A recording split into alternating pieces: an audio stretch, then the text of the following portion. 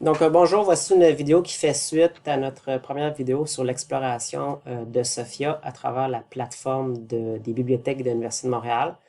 Donc, on a ici accès au formulaire de recherche simple de Sophia et ce qu'on va explorer, c'est la recherche avancée. Un rappel et d'autres informations concernant l'aide de Sophia. On y a accès via ce chemin ici, Aide Sophia. Et ce qui va nous intéresser, c'est la recherche avancée. Pas la recherche avancée en utilisant le bordereau de recherche avancée, mais la recherche avancée en utilisant vraiment le langage de Sophia. Donc, vous êtes capable par vous-même de consulter la documentation technique concernant les opérateurs logiques. Je vais toutefois porter plus attention aux index de recherche que j'ai parfois appelés clés de recherche de façon interchangeable. Les index de recherche qui vont nous intéresser principalement sont le titre, sujet et mots-clés. Le titre, ça parle par soi-même, ça cherche dans le titre des documents. Le sujet, c'est nos fameuses vedettes matières qu'on a vues la semaine 7. Donc, les vedettes matières autant du répertoire des vedettes matières de l'Université Laval que du Library of Congress Subject Heading.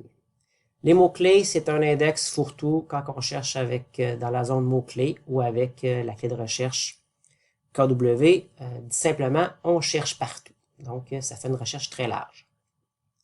Des informations complémentaires par rapport à la signification de ces deux codes-ci.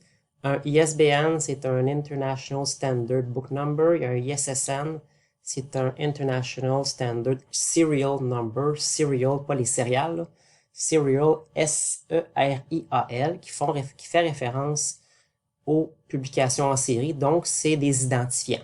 C'est un identifiant des livres très connus à travers le monde, identifiant des publications en série revues très connues à travers le monde. C'est de l'information complémentaire que je vous mentionne pour vous. Maintenant qu'on a les principales informations pour faire des recherches avec l'index mots-clés, sujet et titre, on va faire un exemple. On va retourner à notre recherche avancée.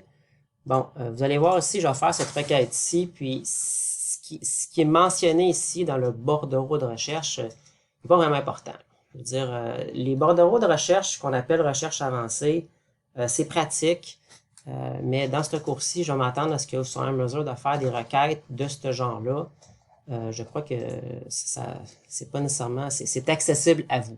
Pour certains programmes, c'est plus compliqué, mais dans votre cas, c'est très accessible. Donc, juste mentionner ici, je précise que la recherche va faire dans la zone titre, même si l'index de recherche, si c'est mots-clés, c'est pas important. Ce qui est mentionné ici va bypasser ce qui est précisé dans le formulaire, là. Donc, juste activer la recherche ici. On va partir de ça pour faire notre exploration. Donc, le plan de concept qu'on va essayer d'adapter en requête, c'est celui-ci. Donc, notre sujet, c'est jeu Unity pour mobile. Puis, on va essayer j'ai construit un plan de concept qui n'est pas nécessairement complet, qui permet de fractionner notre sujet en deux concepts, soit le logiciel Unity et la notion de mobile. Le terme Unity en soi, il fait référence à plusieurs choses, hein. Donc, il ne fait pas nécessairement référence simplement au logiciel. C'est pour ça que j'ai racheté d'autres termes qui seront combinés avec le terme Unity pour vraiment d'avoir des documents en lien avec notre logiciel d'intérêt. On va ouvrir une autre parenthèse pour explorer un peu plus notre fameuse zone sujet, là. Puis on va voir ses avantages et ses limitations. En vous rappelant que la zone sujet, c'est des vedettes matières qui ont été assignées en principe par des humains. Et puis, ça permet quand même souvent de faire des recherches précises sur quelque chose. Donc, ici, j'ai fait une première recherche dans le titre sur quelque chose. Faire des recherches précises sur un sujet, pardon. Donc, on va aller à ce document-ci. Et on voit qu'il y a une vedette matière assez précise qui tag, dans le fond, qui caractérise l'idée du logiciel Unity. Je vais cliquer dessus. Ça va générer une requête. Je vais juste la transformer. Ça va être plus simple comme ça. On a 31 résultats qui ont la vedette matière Unity Electronic Resource dans la collection de l'Université de Montréal. si j'élargis à Bibliothèque universitaire du Québec, c'est ce que je vous suggère de faire pour votre travail de session. Bien évidemment, on va avoir plus de résultats. Et toujours pour votre travail de session, je vous invite à limiter aux livres. Mais bon, les variétés de matière, souvent, ça va être juste les livres qui vont en avoir. Donc, pour cet exemple-ci, c'est pas nécessairement le meilleur exemple, mais je vais quand même limiter à livres. Ici. On va décocher Bibliothèque universitaire du Québec, pardon, pour se limiter aux documents de l'Université de Montréal, parce que ça va faire en sorte que les recherches vont se faire plus rapidement. Donc, ici, j'ai cherché dans la zone du sujet tous les documents qui avaient la variété de matière Unity Electronic Resource. Un petit pépin que ça génère, c'est qu'on va juste avoir des documents qui sont en anglais.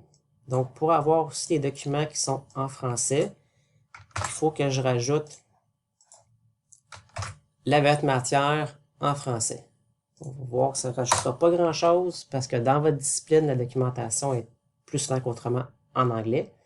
Mais ici, on voit que ça rajoute une ressource qu'on peut aller tout de suite voir, une en français. Bon, créer un jeu vidéo sans coder avec Unity, wow, sans coder, ça m'étonnerait, mais bon, c'est un titre accrocheur, mais bon, c'est quand même une ressource en français qui est directement en lien avec notre sujet. Maintenant, il faut faire attention avec le répertoire des variétés de matière, la zone de sujet, parce que c'est sûr et certain que c'est pas exhaustif. Il y a des documents qui vont porter sur le logiciel Unity et qui n'auront pas l'une ou l'autre de ces matières, de ces vedettes matières-là. On va tout de suite faire une petite démo. Donc, je vais copier-coller ce chunk cet ensemble de termes-là qui combine le mot Unity avec plein de mots qui ont rapport à ce que fait Unity comme travail, soit pour du 2D, du 3D, en tant que jeu, pour faire des jeux, etc. Et je vais tout simplement le mettre devant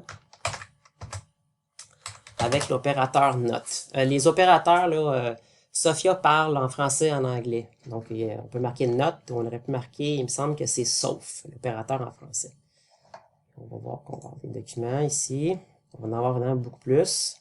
Là, je vais limiter à livre, ça va nous aider. Puis, on va voir qu'ici, bang, on a un document qui porte sur notre sujet, mais qui n'a pas la fameuse vedette matière. Donc, faire attention avec l'utilisation des vedettes matière, c'est pertinent, mais on ne peut pas nécessairement se fier à 100% à ces dernières. On va voir aussi, on va faire un petit test pour voir si ce chunk de requête-là est bon. Okay. Celui qu'on a utilisé ici, avec l'index keyword. On va faire le contraire. On va regarder si on capterait nos fameux 32 documents tout à l'heure, uniquement avec notre ensemble de termes, chercher avec l'index keyword. Donc, on va faire le contraire.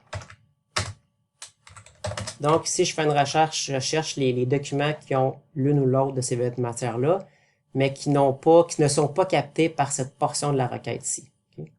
Puis, normalement, ça devrait donner 0. Exactement. Donc, dit autrement, moi, je vous suggère d'utiliser l'opérateur keyword pour faire des recherches plus larges. C'est intéressant d'utiliser les vedettes matières, mais ça peut servir de test pour voir si nos requêtes sont bonnes, comme on vient de le faire présentement. Donc, je peux tout de suite enlever ça ici. Puis là, ce qui nous manque, en vous rappelant qu'on est dans ce projet-là, de faire une recherche sur le jeu Unity pour mobile. J'ai juste à rajouter cette portion-ci à la fin. Bingo.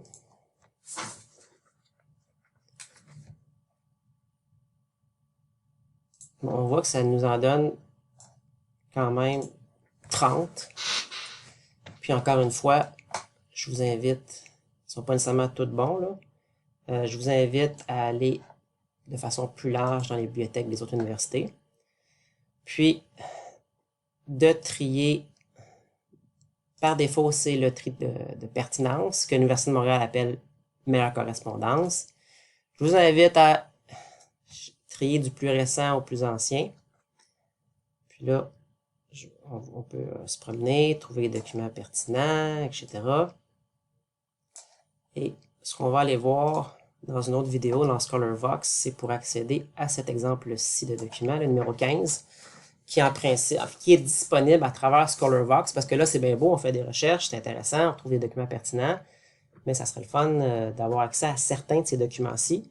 Et dans l'outil ScholarVox, on va voir que ce document-ci, il est disponible.